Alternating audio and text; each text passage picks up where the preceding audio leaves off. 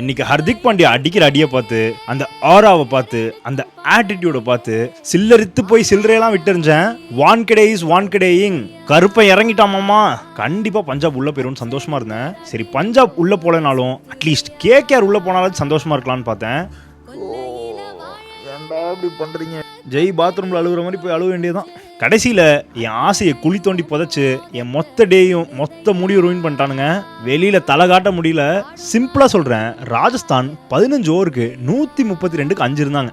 அதே 15 ஓவருக்கு மும்பை 147க்கு 5 இருந்தாங்க. ஆனா ராஜஸ்தான் அங்கிருந்து 73 ரன் அடிச்சு 205ல போய் முடிச்சாங்க. ஆனா அங்கிருந்து மும்பை 28 ரன் அடிச்சு 175ல போய் முடிச்சாங்க.